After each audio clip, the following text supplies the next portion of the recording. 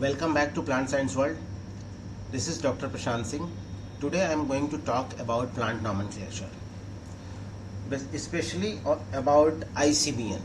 So this is the second video of plant nomenclature. In last video I have discussed about nomenclature of plant. तो सबसे पहले हम discuss करेंगे what is nomenclature, जो कि हमने लास्ट वीडियो में डिस्कस किया था, उसको फटाफट रिवाइज कर लेते हैं. तो नॉमेनक्लेचर क्या है? Nomenclature is the tool of naming of object. ये वो साइंस है, ये वो टूल है जिससे हम किसी भी ऑब्जेक्ट का, चाहे वो प्लांट हो, एनिमल हो, वायरस हो, बैक्टीरिया हो, किसी का भी हम नॉमेनक्लेचर कर सकते हैं, यानी कि उसका हम नेमिंग कर सकते हैं. It is the tool of naming. Okay, तो लास्ट वीडियो में हमने इसके बारे में डिटेल में बात करी थी. इसके अलावा हमने बात करी थी about uninomial system, the famous binomial system which is given by Carolus Linnaeus. और उसके अलावा मैंने लास्ट वीडियो में डिस्कस किया था about scientific names, the correct way to write scientific name. कैसे लिखते हैं साइंटिफिक नेम? साइंटिफिक नेम्स के 3 पार्ट होते हैं. The first one is genus, second one is species and the third one is author name. ठीक है, तो genus name कैसे डिराइव करते हैं और कहाँ से डिराइव करते हैं ये मैंने डिस्कस किया था. स्पीसीज नेम किसी प्लांट का है तो कहाँ से डिराइव करते हैं, कैसे डिराइव करते हैं और कैसे लिखते हैं, ये भी डिस्कस किया था. और ये भी डिस्कस किया था कि ऑथर्स नेम क्या होते हैं, कैसे लिखे जाते हैं और क्यों लिखे जाते हैं. ठीक है, तो इसके लिए आपको लास्ट वीडियो देखना पड़ेगा, जिसका कि लिंक डिस्क्रिप्शन बॉक्स में दिया गया है. आज हम डिस्कस करने वाले हैं प्लांट नॉमेनक्लेचर का second part, specially about ICBN. तो आईसीबीएन क्या है? तो आईसीबीएन सबसे पहले फुल फॉर्म की बात करते हैं. ICBN is the international code of botanical nomenclature. ठीक है, तो इसको समझने के लिए ऐसे समझ सकते हैं, इसमें एक शब्द है कोड. इसका मतलब क्या होता है? कोड मीन्स प्रिंसिपल या रूल्स. तो ये वो इंटरनेशनल प्रिंसिपल है जिससे किसी भी बोटैनिकल ऑब्जेक्ट का, यानी कि वो ऑर्गेनिज्म जो प्लांट ओरिजिन का है, उसका नॉमेनक्लेचर किया जा सकता है. तो ICBN is the tool which is accepted eight international level for naming of plants. Okay, now यहाँ पे हम डिस्कस करना चाहते हैं कि आईसीबीएन की शुरुआत कब और कैसे हुई. तो international codes of botanical nomenclature की शुरुआत हुई थी 1867 में पेरिस में. The first code, the first principles are given in Paris in 1867 by the famous botanist A P D Candolle, और इसकी वजह से इसका नाम हो गया Candolle code. This is the first one. And the सबसे लेटेस्ट, जो सबसे नया है, that is 19th code. 19th code was given in Shenzhen China इन 2018. तो आपने ये देखा कि 1867 से 2018 तक ये कोड्स दिए जाते हैं, और ये कोड्स हर एक रेगुलर इंटरवल्स पे रिवाइज किए जाते हैं. इसमें कुछ अमेंडमेंट होते हैं, कुछ नई चीज़ें ऐड होती हैं, कुछ पुरानी चीज़ें हटाई जाती हैं, कुछ सुधार किया जाता है. तो सबसे लेटेस्ट जो कोड है सिंजन, इस कोड की क्या खास बात रही? इस कोड में कुछ चीज़ों को मॉडिफाइड किया गया, स्पेशली आईसीबीएन को ही मॉडिफाइड कर दिया गया, और ICBN is now called ICN. ये अपने आप में एक फुल क्वेश्चन है और बहुत इंपॉर्टेंट है क्वेश्चन. ये ऑब्जेक्टिव, सब्जेक्टिव, हर जगह पूछे जाते हैं कि आईसीएन क्या है. तो ICN is the international codes for nomenclature of algae, fungi and plants. पहले क्या था? बोटैनिकल नॉमेनक्लेचर, यानी सब थे, virus, bacteria, algae, fungi, plants वगैरह वगैरह, ये सब कुछ उसमें थे बोटैनिकल नॉमेनक्लेचर में. बाद में इसको स्पेसिफाइड कर दिया गया. Now it is called ICN, and ICN is established for nomenclature of algae, fungi and plants only.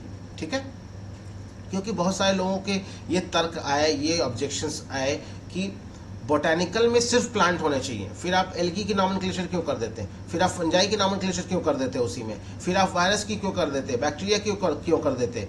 इसीलिए इसको स्पेसिफाइड कर दिया गया कि हम अब आईसीएन में एल्गी, फंजाई और प्लांट्स की बात करेंगे. ठीक है, नाउ अब हम बात करते हैं अबाउट हिस्ट्री ऑफ नॉमेनक्लेचर. तो नॉमेनक्लेचर यानी नेमिंग की शुरुआत कब हुई? तो नेमिंग की शुरुआत the famous botanist and the father of botany Linnaeus ने किया था। कब? 1767 में इन्होंने अपनी बुक फंडामेंटा बोटानिका, क्रिटिका बोटानिका, इन सारी बुक्स में नॉमेनक्लेचर की शुरुआत की थी। और ये फर्स्ट स्टेप हो गया, this is the first step. And the next step is the principles, the taxonomic nomenclature principles is given by Carolus Linnaeus in his book Species Plantarum and Genera Plantarum. ये question objective में पूछा जाता है कि species प्लैंटरम के author कौन है और जेनरा प्लैंटरम के ऑथर कौन है। तो इन दोनों बुक के ऑथर कैरोलस लिनियस हैं। इस बुक में इन्होंने taxonomical description and principles of nomenclature को डिस्क्राइब किया था। ठीक है, these book are written in 1753 and 1754. After that, in 1813,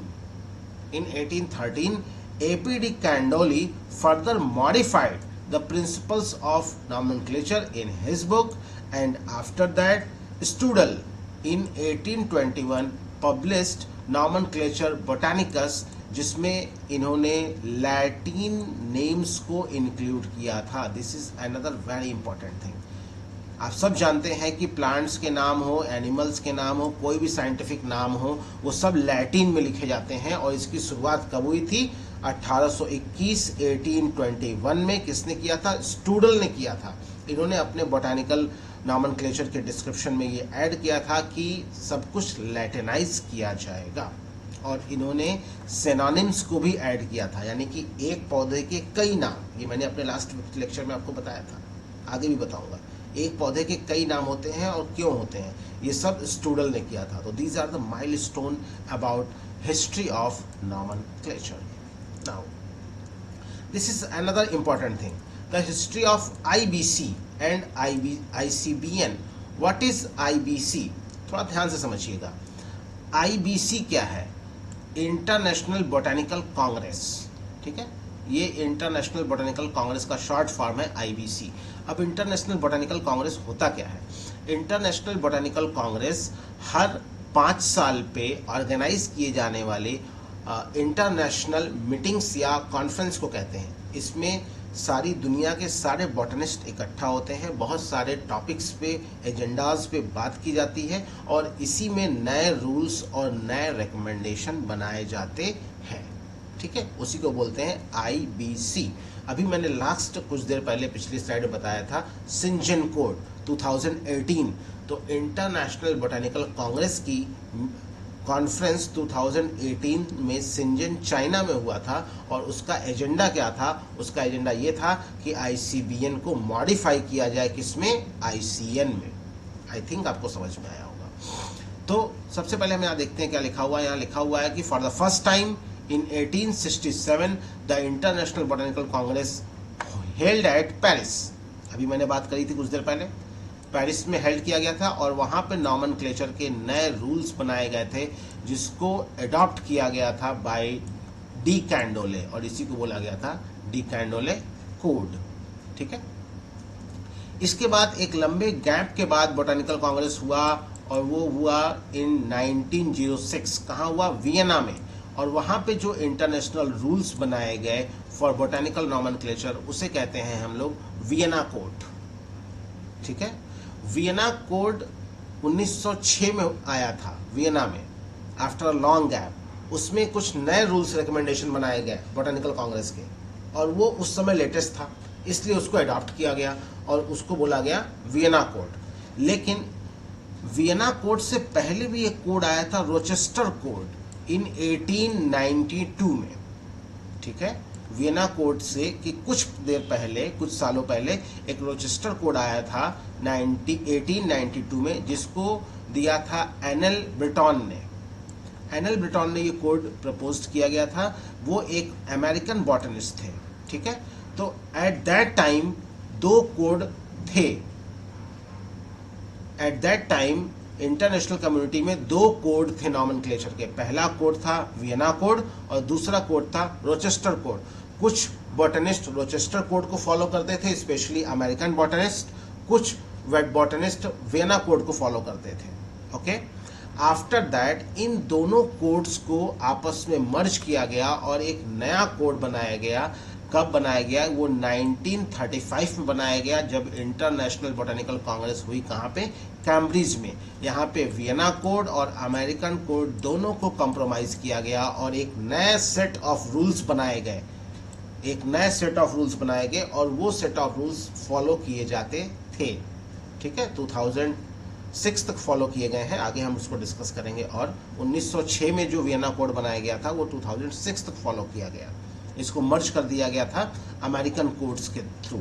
American codes क्या है? कोड्स मैंने बताया, प्रिंसिपल फॉर नॉमेनक्लेचर जो अमेरिकन साइंटिस्ट फॉलो करते हैं, और रेस्ट ऑफ द कंट्रीज में वियना कोड फॉलो किया जाता था एट दैट टाइम।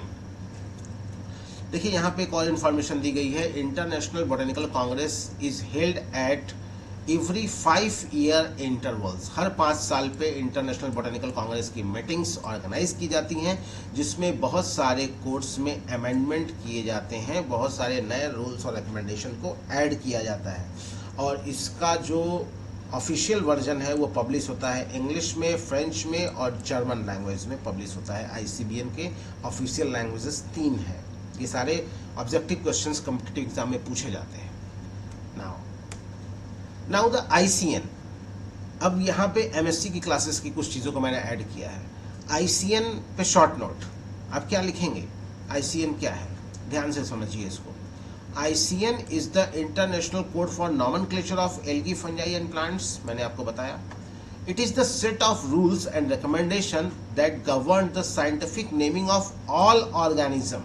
ठीक है, जो कि ट्रेडिशनली ट्रीट किए गए, जैसे कि एल्गी, फंजाई, प्लांट्स, चाहे वो फॉसिल कंडीशन में हो चाहे वो नॉन फॉसिल कंडीशन में हो। इसमें ब्लू ग्रीन एल्गी की भी नॉमेनक्लेचर को करते हैं, काइट्रीडियोमाइसिटीज, ऊमाइसिटीज, slime modes, photosynthetic protista.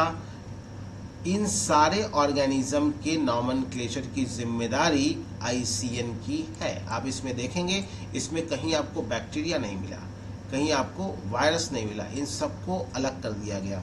Virus के नॉमेनक्लेचर के लिए एक अलग कोड बनाए गए, codes of nomenclature of virus. एक और कोड बनाए गए, codes of nomenclature of bacteria. ठीक है, यहाँ पे एक और इंफॉर्मेशन है, बहुत जबरदस्त इंफॉर्मेशन। बिफोर 2011 यानी कि 2011 से पहले आईसीएन को आईसीबीएन ही कहते थे।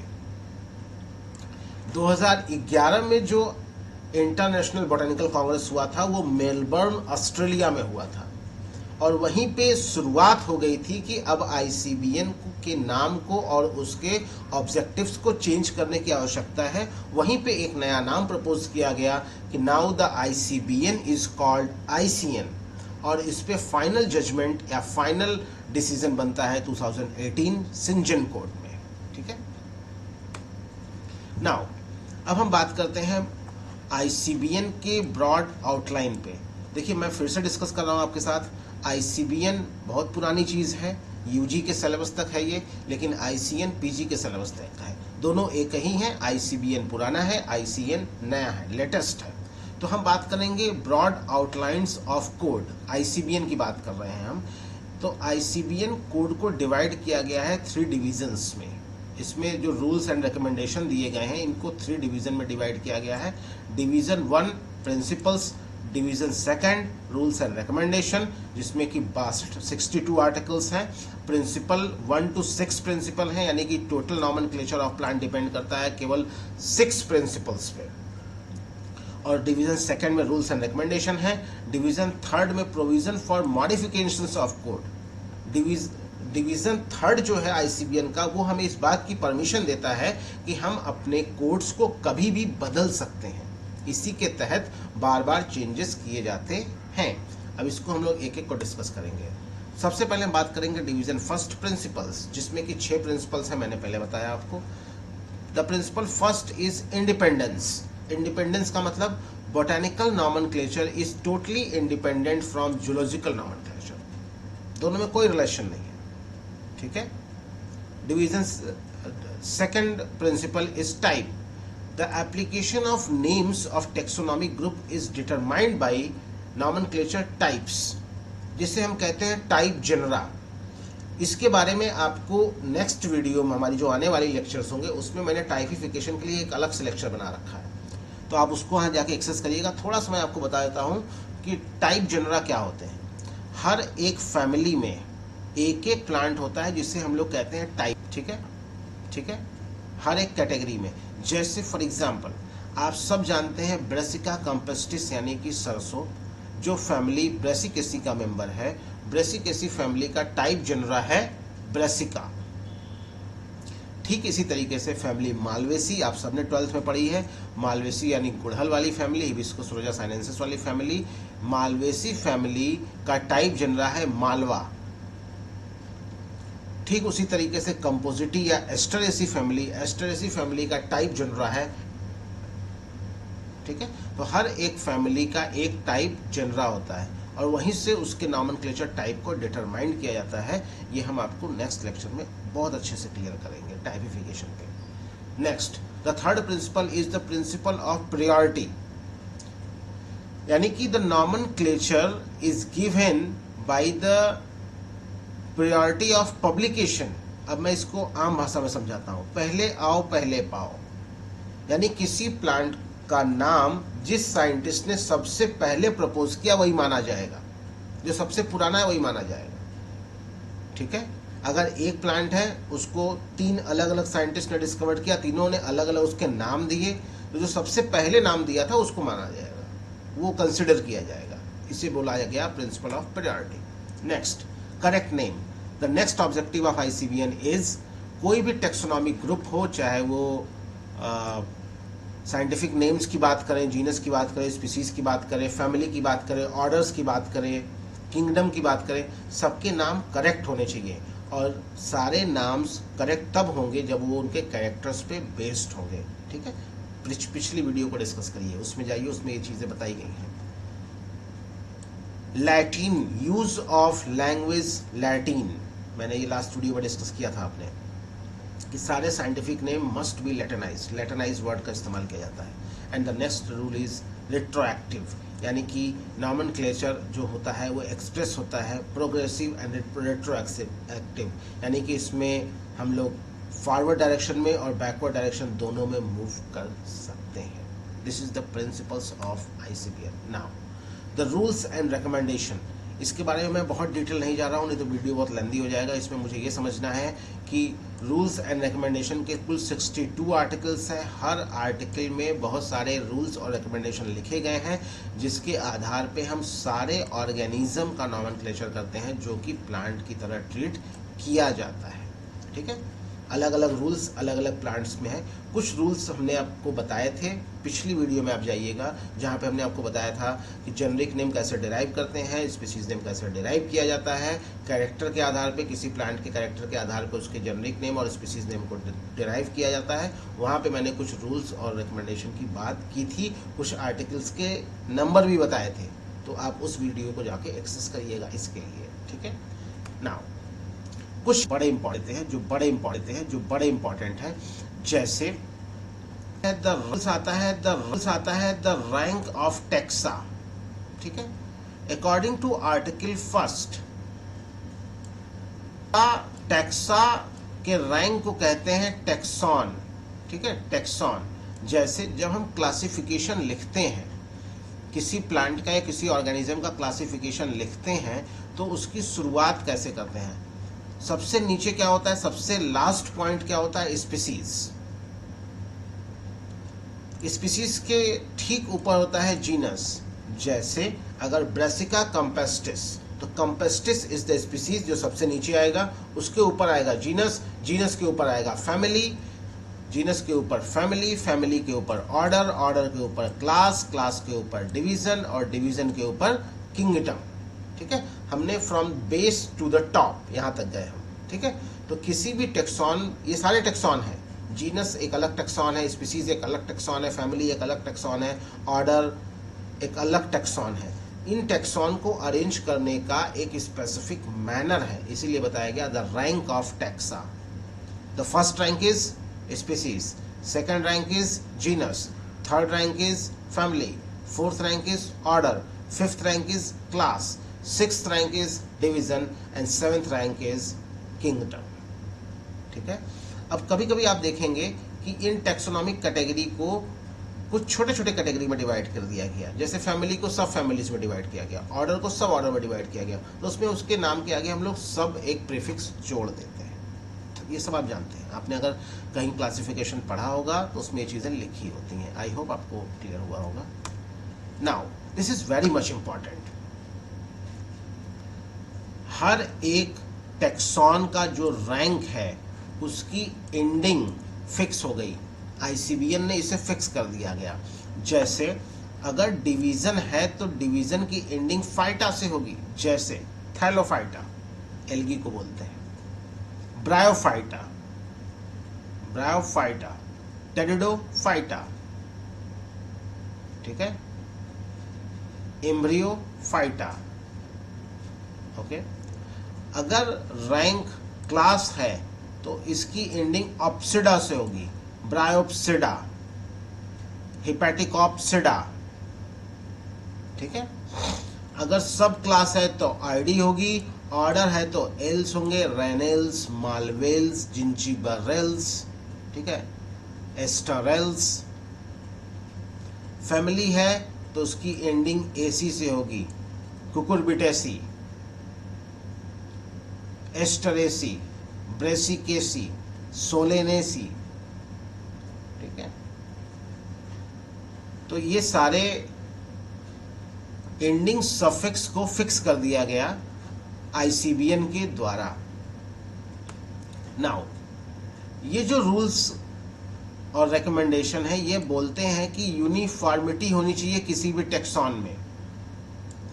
जैसा कि अभी हमने लास्ट पिछली वीडियो को डिस्कस करते हैं, देखिए यहाँ पे अगर हम फैमिली की बात कर रहे हैं तो फैमिली की एंडिंग किससे होनी चाहिए, एसी से होनी चाहिए।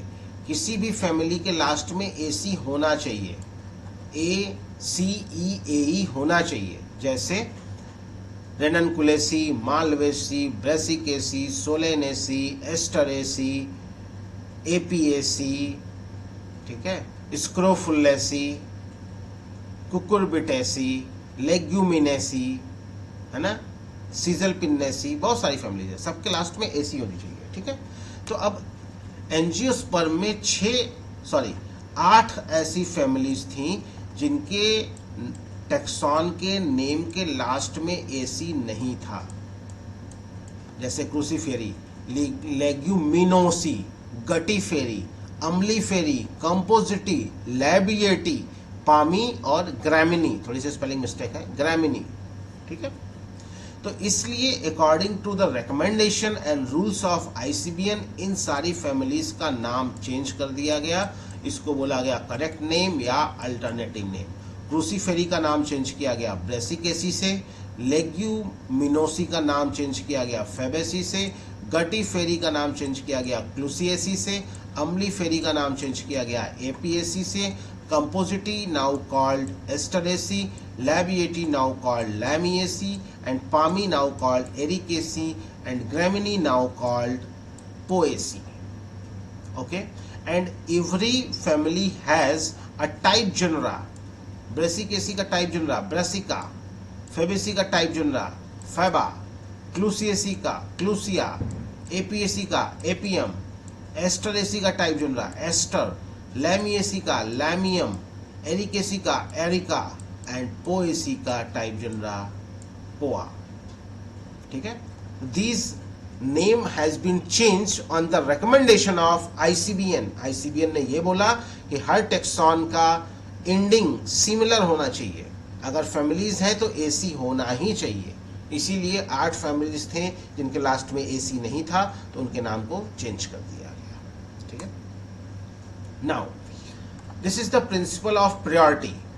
इसकी बात मैंने थोड़ी देर पहले की थी। अगर कोई प्लांट है, इसको डिस्क्राइब किया गया था आर्टिकल 18 में, प्रिंसिपल ऑफ प्रायोरिटी। अगर कोई प्लांट है, उसके अलग अलग साइंटिस्टों ने अलग अलग टाइम पे अलग अलग नाम दिए उसके कैरेक्टर्स के आधार पे, तो कौन सा नाम एक्सेप्ट किया जाएगा, तो वो नाम एक्सेप्ट किया जाएगा जो सबसे पहले है। फॉर एग्जाम्पल क्लियोम गाइनेंड्रा, एक प्लांट है क्लियोम गाइनेंड्रा, ये नाम दिया था लिनियस साहब ने इन 1753।